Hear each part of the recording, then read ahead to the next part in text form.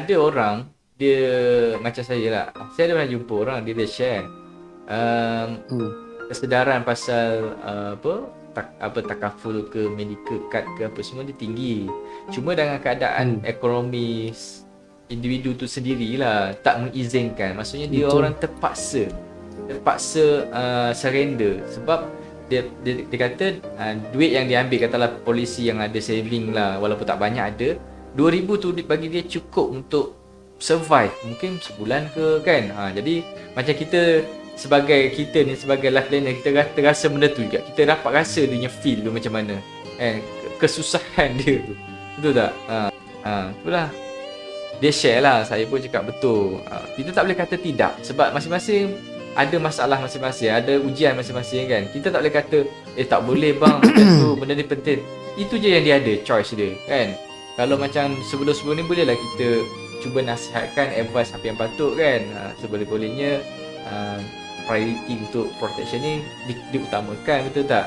Sebab macam pengalaman saya sendiri almost 7 tahun lah, almost lah, walaupun 7 tahun tu bagi setengah orang kata lama kan, yang pada saya tak, sebab ada lagi yang lebih lama pada saya. Sebab saya dulu first saya join AIA, saya fokus kepada medical card je. Sebab pada saya medical card ni orang tu akan guna ketika dia hidup, kan. Macam protection macam hibah dan sebagainya tu selepas dia dah tak ada. Maksudnya apa yang ditinggalkan pada waris kan.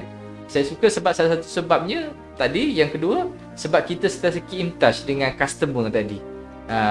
Walaupun customer tu faham apa yang dia ambil waktu yang masa dia nak sign tu, tetapi bila berlakunya emergency macam dia ditipu, sakit dan sebagainya, dia dah tak ingat dah. Yang dia ingat hanya agent saja, betul tak? Sebab tu agent tu sangat perlu, agent yang boleh dipercayai lah, trusted lah, dia panggil trusted agent.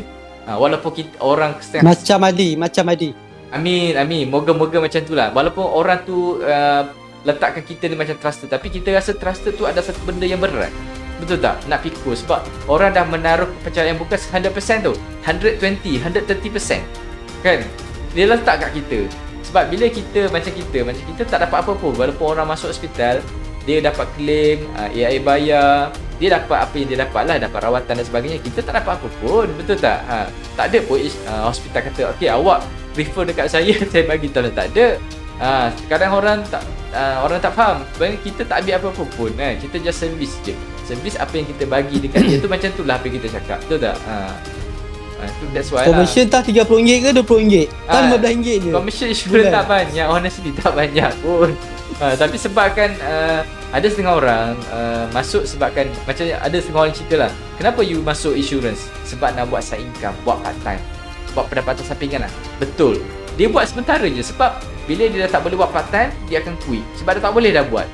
Sebab macam kalau kita rasa macam saya dulu first join cakap, tujuan saya join adalah saya nak bantu seramai mungkin orang untuk dapat benefit-benefit yang ada dekat instrumen takaful ni. Itu je niat saya kan.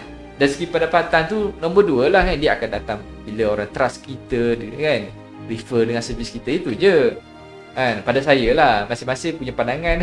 Ada setengah orang dia masuk sebabkan dia nak capai sesuatu hajat, cita-cita dia tu Hindu tak salah pun kan. Macam saya nak macam ni lah. Cukup sekadar background saya belakang tu lah, garaj kereta tu okey lah. Kan? Tu je lah. Tapi itulah ramai-ramai yang ceritanya mostly ada yang bekerja sales lah, kebanyakan banyak yang effect lah sales kan.